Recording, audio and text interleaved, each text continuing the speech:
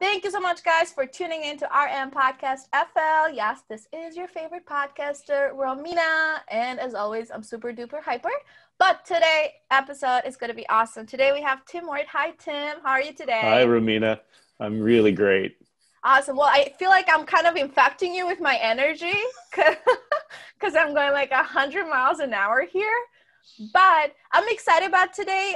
First, I want to thank Dr. Glab for introducing us together. Mm-hmm. Glab's episode, you guys have been on the show since August, and he was very nice to introduce me to some more awesome people, which I'm super excited for. But I'll be quiet for a moment. I'm going to pass on the mic to you. Tim, if you want to tell us a little bit about yourself, young you to today, and tell us how awesome you are. Okay, thanks, Romina. So I'm the publisher of Changemakers books, and I'm also an author myself of more than 10 books and counting. And I got into publishing originally because I saw how many great authors that I knew of were really struggling in finding a way to make it in publishing. And often for most people, it's just hard to get in the door. But then even if you're in the door, publishing can often be a very impersonal process, and authors don't get treated really as people, and often their books get mangled in the process.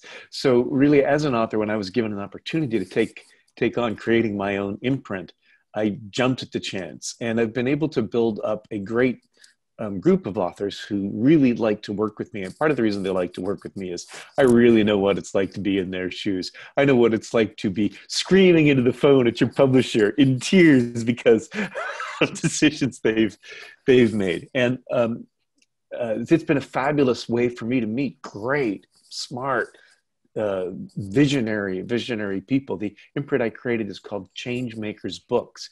And it's an imprint all about transformation, both personal transformation. So there's a spiritual and a psychological and a self-development side to it, and social transformation. So it's how to make your world a better place as well. And these books have led me into some really great minds, which I just delight in sharing with my readers.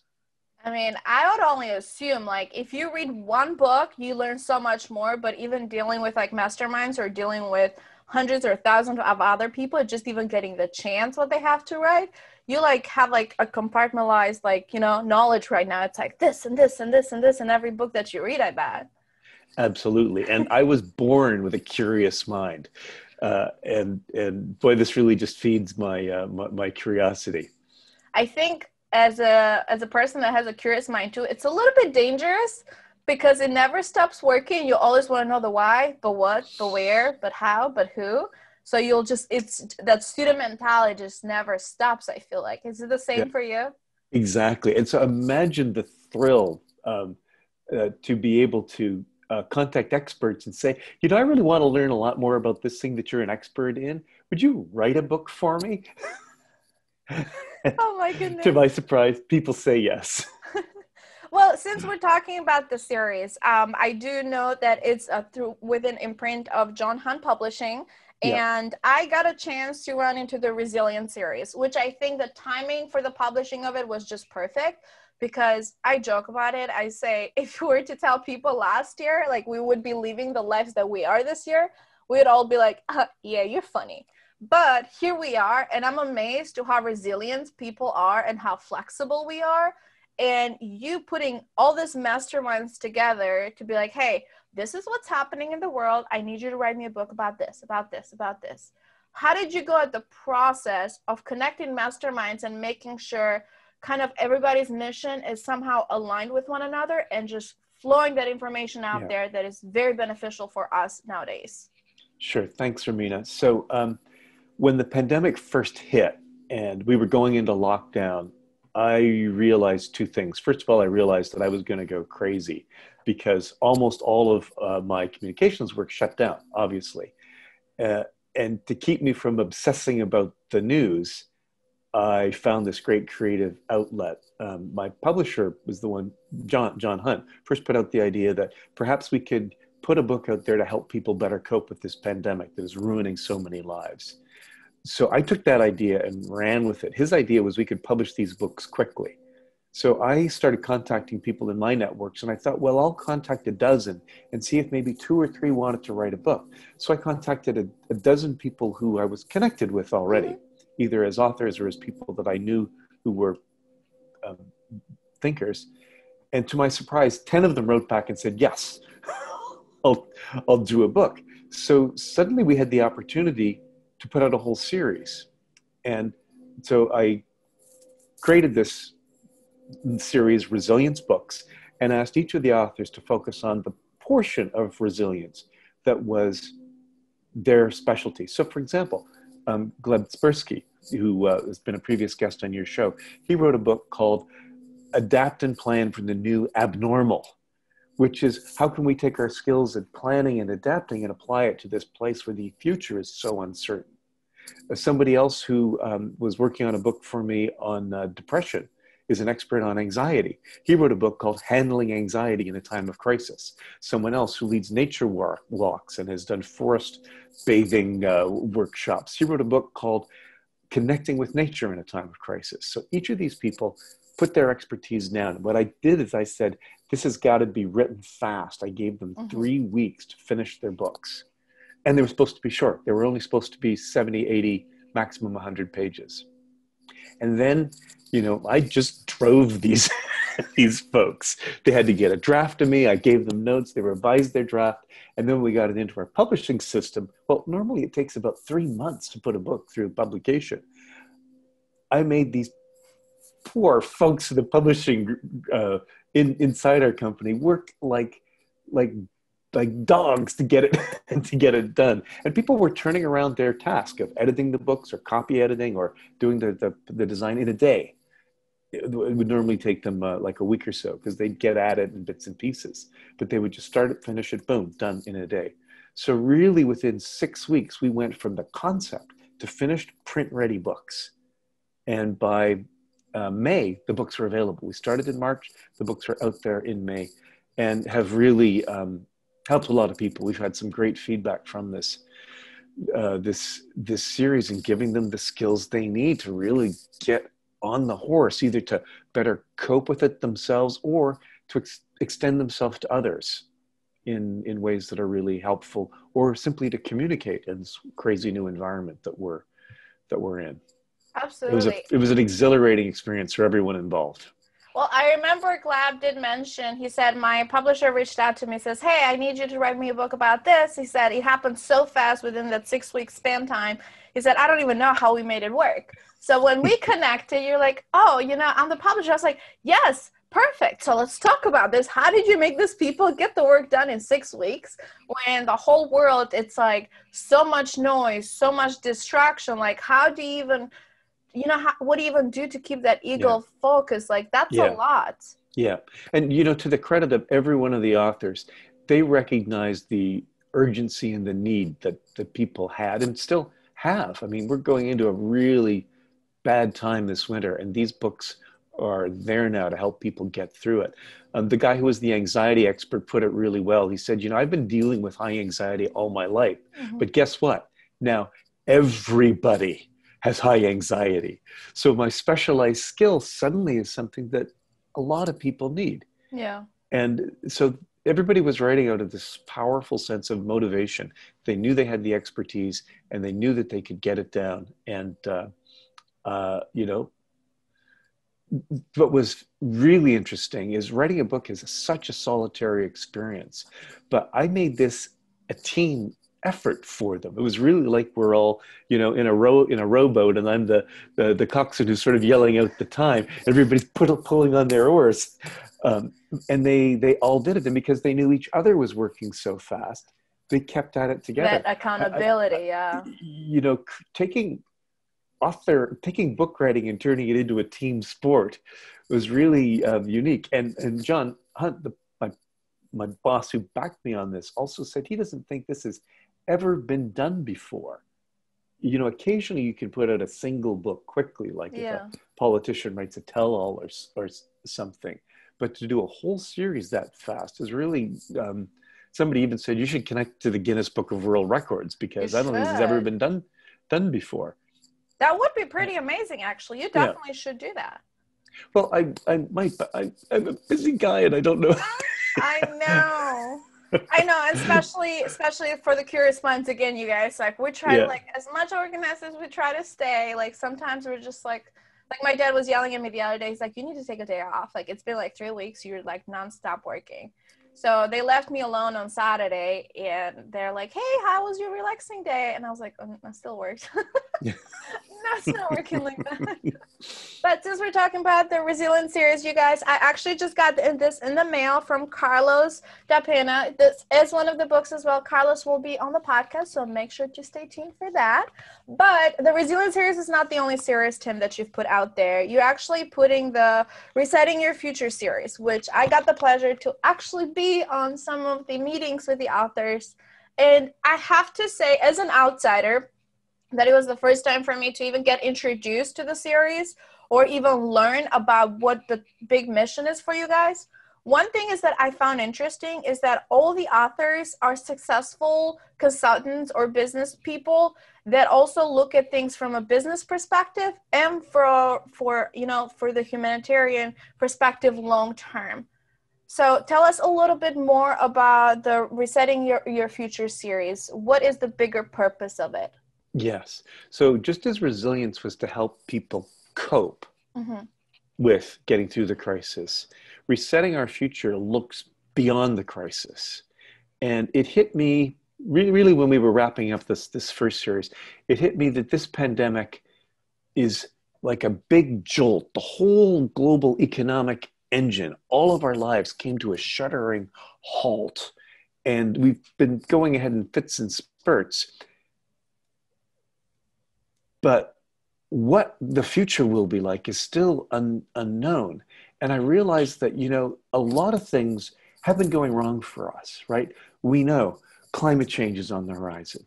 We know inequality is making it harder and harder for people to live a decent life. We know that there's been racial and social injustice. It's just like exploded in this country over the past year.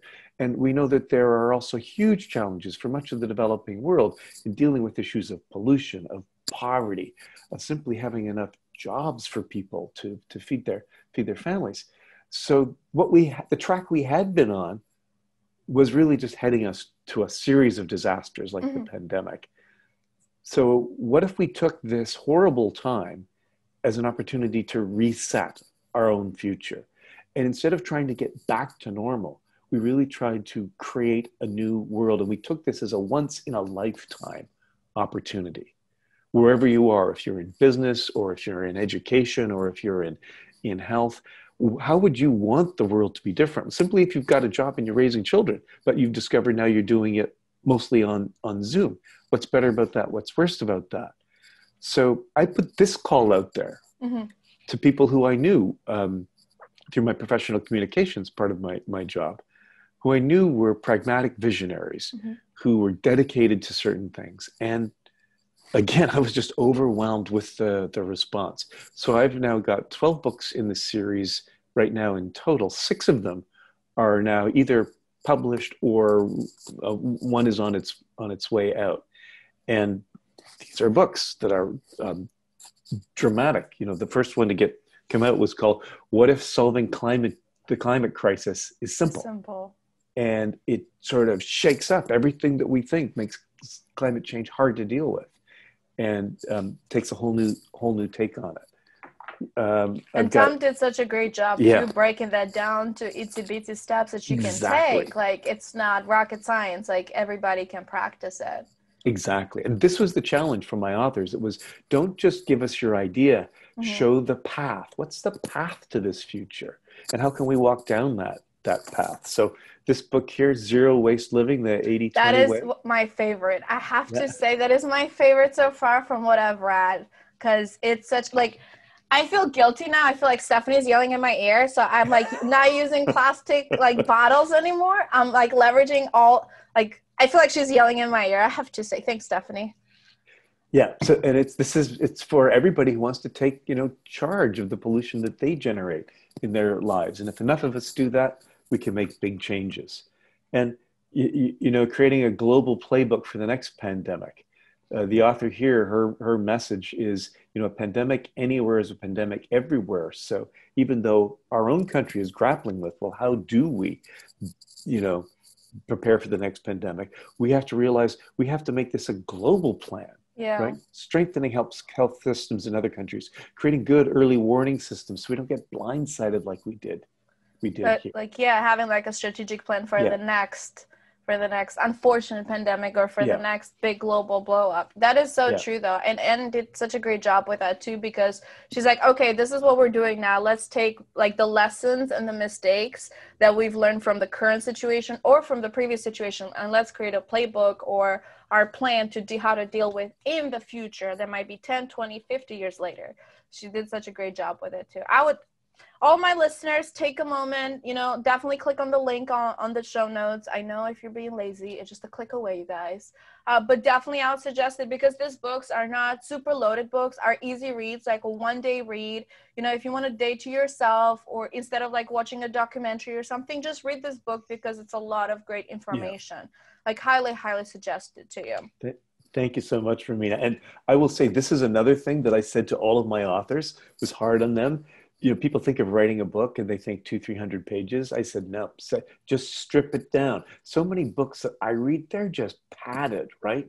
There's maybe, if you're lucky, 50 pages of information in a 300-page book. So look at these, right? Like you say, you can read these in a day, in 3-4 hours, and it's just the essentials that you need to know. That's so true though. And I've said this before, as a person that very much disliked books before, I used to make fun of people that read books. Now I'm turning into that nerdy person that I'm like, give me a book. But honestly though, as a person to kind of break even through their shelf, that is like, New Year's is like around the corner, you guys. Like, even if on your New Year goals, people tend to be like, read this many books or do this. Like, if you start from the small ones, you don't necessarily need to read like a 300-page book, which the information is kind of repetitive at some point, or it's too much case studies that you're just like, I feel like I'm reading 3-4 books within a book.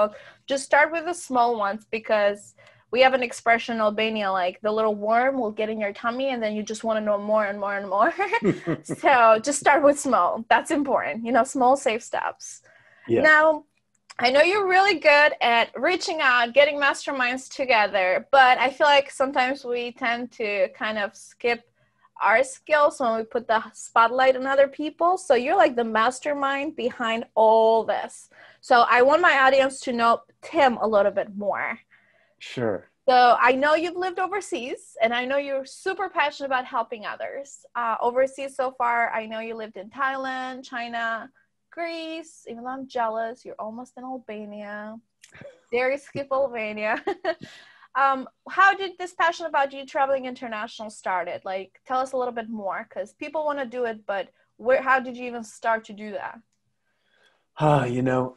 When I was a young man, halfway through my university studies, I took a semester off and I spent 7 months traveling through Europe. Missed Albania. So close, but missed Albania. Well, when you go, you have to tell me. It wasn't a very open place at that time. I will. I'll get there. It's okay. We can add that on the list still.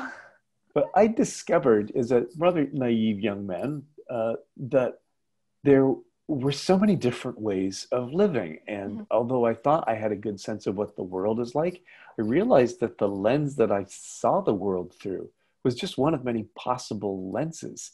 And I was threatened by that. It just made me really go, wow, look how different the world looks to these different people. And I became really interested in listening to people, in trying to understand how the world looked from their point of view. And once you start doing that, wow, the world just explodes with possibilities. Reading is also a great way to do that. You don't necessarily have to go to other countries and see people and meet them, but because you can read about those things in so many books, or sharing these days online. But I just love going and living in these other countries and seeing how people live their everyday lives. And I'd often get invited home, and I'd live with people sometimes, or I'd become friends and they'd invite me over to their places. I learned how to speak like half a dozen languages very, very poorly. You just know the basics, the hi and bye, and how to order Exactly. food, and then you're good. Exactly. And I still remember a German student that I met when I was traveling there who taught me a really important lesson about learning languages. I was trying to get so much German vocabulary, and he finally said, "Tim, enough. Okay, how do you say to eat?" And I said, "Essen." Okay, how do you say to drink? I said, "Trinken." He said, "Good. How do you say love?" And I said, "Lieben." He said, "That's enough. You don't need to know any more German." Oh my goodness. The only thing I know in German is Ich bin Romina. I can say that. That's about it. There you go. Yeah. So then later on, I went and I traveled in Asia, and I spent 2 years just going around to different parts of that magnificent world, and it changed me really deeply. It both exposed me to severe poverty, but also exposed me to other ways of thinking and really other religions that I didn't encounter in Europe. To Islam, to Buddhism, to Hinduism, to different forms of Chinese Taoism, Shintoism in Japan, and I just saw how wide the possible ways of being human are. And also, I think I touched the possible energy that one has in life. And I think one of the driving things in my life has been that a human being contains an incredible amount of energy. And an idea is almost like a nuclear reaction. An idea can spread just like atoms, spreading in a nuclear reaction. An idea can spread from mind to mind to mind and has the potential to change the world. And if you can unleash that power in somebody, then you can create really significant change. And if you bring two people together that, have complementary powers and create sort of a nuclear fusion, then you can really create massive amounts of change. So I see humans as like the most powerful energy source on the planet. And I'm so fortunate that my work is basically about unlocking those energy sources. That's amazing. Honestly, though, I'm a little jealous that you got to travel so much, but also I admire it because at least like I'm Albanian. Yes, I visited other countries, and in America, I've like been half of America pretty much just road tripping. But like even like let's take America itself. Like I see how life, for example, is different in New York, different in Texas, different in California, and it just within one country. But not even imagining from country to country, you feel like you're learning new lessons. It's a whole new culture. And it's just adding more to your bucket, that curious mind again. But you're kind of like filtrate, okay, like this is Romina or this is Tim. Like I've learned 100 information. I really love 2 or 3 of this. So I'm going to apply this 2 or 3. Like you add your resources and then you can choose whichever one makes you feel better or makes you feel like you're going to, it's going to be the best for you. So I don't know about you, but if I can give one advice to people, it would be please travel. Well, not right now. Like right now, we're like a whole different stage. But even connect with others, like through LinkedIn. People don't leverage LinkedIn enough. And I get mad when I tell people, like, open LinkedIn, you guys. One thing, if I can like insist on your mind to put on 2021 goal, at least like open a LinkedIn account and just like talk to people. How is their everyday life? Like in Germany, in England, in China, in Africa, like in Turkey, or like different countries. Like it's crazy to think we all live in one world, but like in one earth, but so different. And we shutter ourselves and we're not open-minded sometimes to, to see further. That's so true. And hey, I will take a leaf out of your notes right there. Just talk with another American, because Americans right now feel very divided, and that's because we don't really know each other. And if we could know each other, we might discover that there are a lot of values, a lot of experiences we have in common, and we might be able to find our way back to each other. That is very true. I mean, it is mid-November that we're recording this interview, and that is very true. 11 years in America, I never seen America this divided. At least I would say the last 5 to 6 years, I've been more Americanized. I would say, like, kind of getting adapted to the lifestyle and kind of, not being more exposed to the American culture, I would say. And yeah, I'd never seen America this divided, unfortunately. And it's something sad to see, because I'm like, come on, guys, like let's just talk and, be happy together. But it's not a thing, unfortunately. Now, Tim, I did want to ask you a question because you also wrote a bunch of books yourself. Yeah.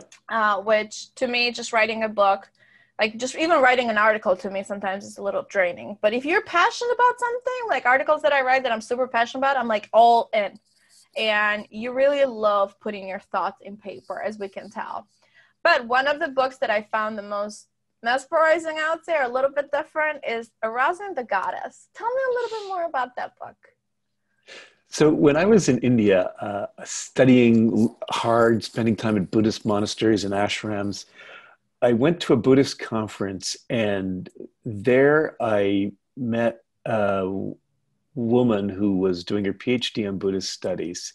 And I think really for the first time in my life, I fell in love. It was one of those horrible things where whenever I met her, I could hardly speak. I felt like I sounded like an idiot. And I didn't expect this. I didn't want this. I fought this internally. And in the end, I asked her if she'd like a research assistant. And I said, I'd be happy to travel around India. She had to go to all the sites in India where there were certain Buddhist statues were found. And she said yes. And so we traveled together. And much of the book is about our travels, but it's also about basically some very strange tantric sexual experiences that we had, and trying to come to terms with that, but also coming to terms with what it was to be a young person and finding love and this sort of chemical, physical thing going on that was really beyond my explanation.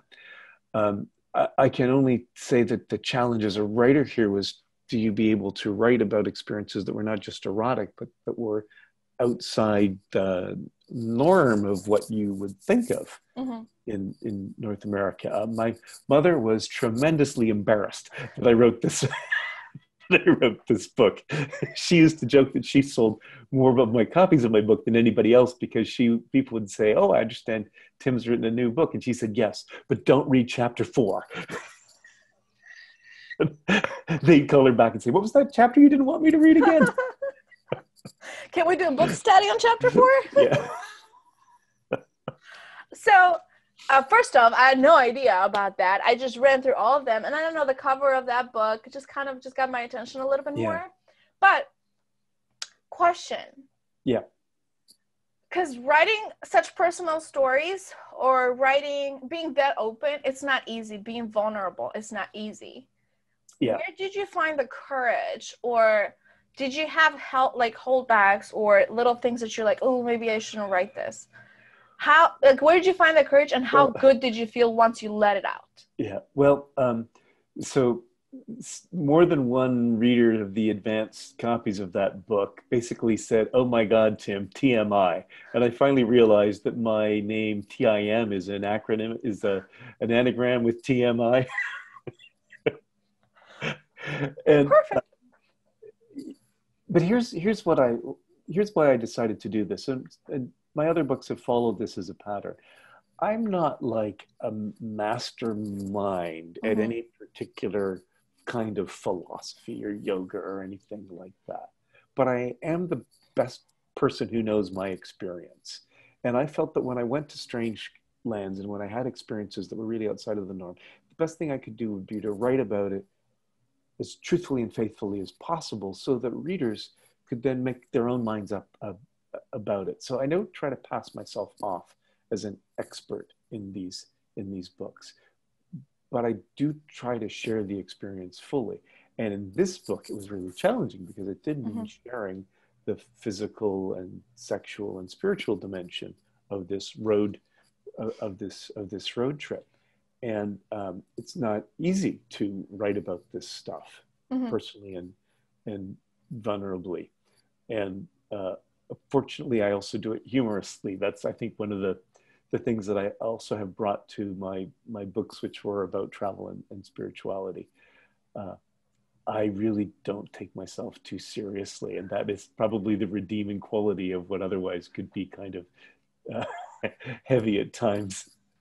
I don't think we should take ourselves seriously too, because we end up being like mannequins, just free flow, try to be as free flow as possible.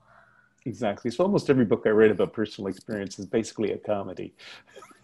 including this one, which does have some funny scenes in it. So, but it was is a challenging book to read too, because it takes people outside of what they would expect in relationships, and then it also takes a look at, imagine having a wonderful relationship. You're terribly in love with somebody, but you're wandering through places of terrible and desperate poverty.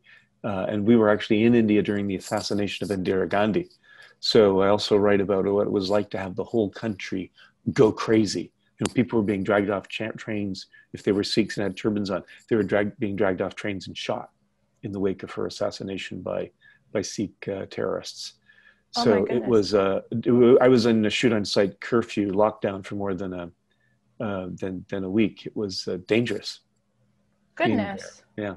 I feel like, honestly, this interview, we got to see the business Tim, we got to see the publisher Tim, we got to see the, wanting to help out and raise the voice, but we also got to see the Tim personally. Like, I really like it because we kind of touch different phases, and this is what it takes to my audience. Like I say, learn at least one new thing per episode, you guys, but it's super important to just be you throughout everything. Like, don't try to keep a facade, or don't try to do this. Like, just be you. Like, you have different areas or different branches that you specialize on or you're good at. So just explore, just put yourself out there. I love this. And my last question before we go to the 2 awesome questions. I call them awesome because I make the questions up, but we'll just stick with them. And for you, my listeners, I know I'm really dorky and really hyper all the time, but if you guys want to actually see our pretty faces, remember, now we're actually doing video podcasts too. So YouTube, connectwithromina.com, or Facebook, you can definitely go ahead and look at this interview live. And you can see that I actually put on makeup for you guys today. Yay. And Tim is looking really good too. So yes, you guys are welcome. But tell me a little bit more, because you put series out there. You are a publisher of over 100 books. You're very passionate about putting advice and putting help and resources out there for others. Where do you find this passion on? What kind of satisfaction does it give you for somebody to be like, hey, I read the book from the series you published and I got this out of it? Like, tell me a little bit more about it. My first book did quite well, and it was called What the Buddha Never Taught. It was about life living in a Buddhist monastery where half the monks were Westerners, half were Thais. And some of the feedback I got, including some letters, was by people saying how the book really touched them, and some even saying that this book changed their life. And that's an incredible gift for an author, to hear that from somebody. And it made me realize that this is one of the things that is possible in books, that people's lives can be changed by the marks we put down on a piece of paper, or the pixels on a screen. And when you think about it, that's just like a phenomenal thing, that I can etch something, and you look at those etchings and it means something to you that may change the course of your life. Mm-hmm. People may decide to switch their careers, or make other big decisions. Who do they love? What do they do?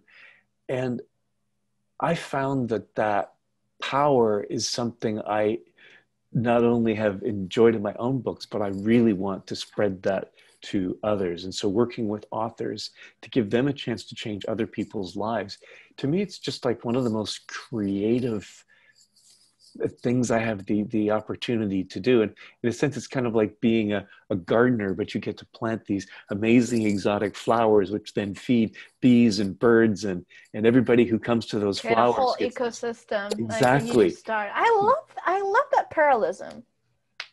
I love that parallelism. Like, I think that's like one of my favorites. You create a garden and like you create a whole thing. Yeah. I love that. Sorry for cutting you off, but I just really got excited because I'm like, I can totally see it. Visionary here.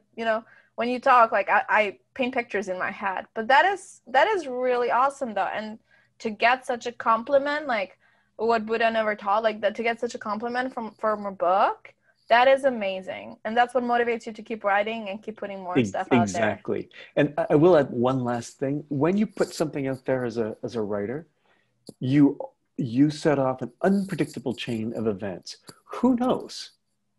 how the world may change because of how you've inspired people. I've one strange story from that first book, What the Buddha Never Taught. It got picked up and is taught by Buddhism 101 teachers in many places. One of the teachers not only teaches it, but he got obsessed by the book. So obsessed that he asked my permission a few years ago if he could turn it into a musical comedy. Which he's now, like, they've now got a complete score. They're just waiting for COVID to be finished, and then they're going to do the first live production. I never would have thought this book, which frankly doesn't have much of a plot, could be turned into something. It's basically like the Buddhist Book of Mormon. Because you just put it out there, but everybody's brains kind of works different. Exactly. It's kind of amazing to see how the like twists Oh, wow. That's amazing. Now, I know we have a lot of things going on, knowing you so far, I don't think you ever just sit down and don't do nothing. Highly doubt it. But what would be, if it can be like one of your biggest things to let the audience with, to be like, go to this website or do this, what would be like the biggest thing that you can tell them to do right now? Oh, well, I think the Reset series, as it's coming out, is really worth exploring. And that is resettingourfuture.com, resettingourfuture.com, or resilience-books.com. Those two websites will take you into both of those worlds. Nice. And I'll go ahead and attach the information too on the show notes, you guys. And like I said, I read some of the Resilience series, and I've been in the meetings, on the webinars with the authors for Resetting Your Future. And if you trust me at all, or if you have a little faith in me, just go ahead and do that, please, because it's really phenomenal of what these authors have done. And some of these meetings are just amazing to be able to see like how they even got started, or how they're like breaking things down, like how to solve climate change. Like, it's not as complicated, simplified, little small steps, super duper important. So we don't overwhelm ourselves. It's like, ooh, this big topic's like, no, let's break it down. Let's reverse engineer it real quick. Oh my goodness. Well, before I do jump to the very last question, which is my favorite question also, would you like to share anything else with our audience, Tim? Yeah, we touched on this. Being human is to be a energy dynamo, and it's challenging sometimes. When times are tough, we're in the middle of a pandemic, there's a lot of things we can't do, and we mostly feel constraints. And one of the best ways to flip this around and find out where you can release this tremendous energy that each of you have is not just to think about what do I want, but also to look around and see, well, what do people need? What are they lacking? And see if you've got the resources inside that can fill the need that's out there in front of you. And who knows what that's going to be. It may simply be that you are really great at making funny memes and you can make people laugh, right? Oh, we really need people who can make us laugh these days. So, find out where you can meet with what the world needs, and see if there's a place in there that will create a nuclear reaction inside of you and unleash the incredible power that you've got as a person to give. I love that. And I feel it's very important, especially at times like this. This is where people kind of reinvent themselves, or this is where you actually highlight yourself. As I was reading an article, and it says a lot of people unfortunately lost jobs, and I was one of them because of the pandemic. But this is where those entrepreneurs, or those like always had that idea, I was holding it back. This is where now we're exploding. This is where now it's like, okay, I'm just going to do it. So audience, listeners, just go ahead and take the step. Take the first step. Even if you fail, take that lesson that you learned and take another step. Like, this is like the biggest thing that I can tell you guys right now. Like, just find that energy dino, like Tim said. It's very, very important. Thank you for touching that, because I definitely try to say learn at least one new thing per episode. So if Resilience series or Restarting Your Future didn't match for you guys, well, guess what? Take your first step. That's another lesson you can take. We're giving you a lot of lessons within one episode. You're welcome. Now, the very last question, what is your personal definition of success?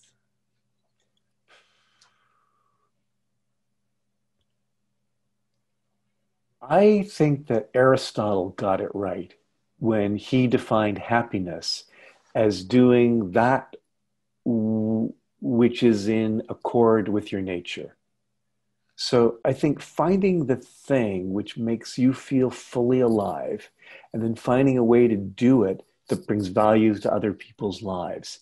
When you've found that, that's going to be success. That's when you're really going to thrive. And I've known people who found it in the widest array of things, right? You know, some people have found it being a massage therapist. Some people may find it, you know, being an accountant, right? You know, it doesn't mean you can do whatever you want. You have to do whatever you want in a way that meshes with what else is out there that the world wants. But that's limitless what those possibilities are. My son, of whom I'm immensely proud, is a professional improvisational actor. And his superpower is not just making other people laugh, but also teaching them how to be free enough to become improvisers themselves.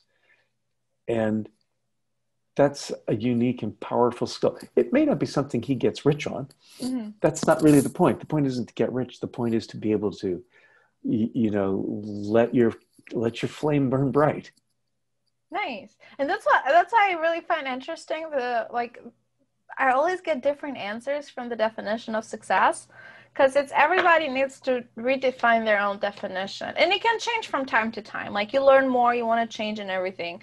But one of the biggest reasons that I ask this question is because I want the audience to learn that don't let somebody else define your success definition. Like, you're the author of your own book. Like, you know, just write your own story however you want to. And just don't let others, because sometimes we live in like social media world or so much noise, or from close cultures like families, you know, you're not successful if you're not a doctor or a lawyer or an engineer, you know, things of that nature. Like, just don't let people define your own definition of success. Life is too short, you guys.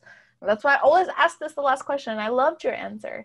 So I know we're kind of coming down to the end of the interview. I have like 100 more questions for you, Tim, which we'll ask that after this interview. But for the audience, I'll go ahead and attach all the information. You guys definitely look up Tim's Amazon profile, because he has all his books there. I'll go ahead and attach all the Resilience series, the Resetting Your Future series, and definitely connect with him on LinkedIn. He is very personable. He will get back to you himself.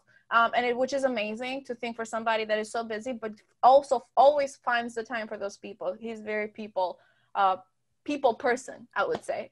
So, Tim, I don't know if you have anything else, but I think we covered a lot. We did. Whew, what a ride. Shush. You guys are welcome. Well, for you, my listeners, like I said, go ahead and make sure to tune in every Tuesday on rmpodcastfl, wherever you get your podcast juice from. If you are listening on Apple Podcasts, give us a 5-star, write a short comment, tell us we're doing awesome and what you've learned for whatever episode you listen to, as well as go ahead and subscribe to www.connectwithromina.com. Subscribe there so you can always stay up to date with our new projects that we're launching, as well as you can listen to all new episodes. And every Tuesday, don't forget, you guys, I have nothing else to say, but you have an awesome day, and go ahead and jam up some music after this interview and start dancing, and then continue with your day. Tuesday or whatever day it is. Sounds good, Tim? Beautiful. Have a great one, you guys.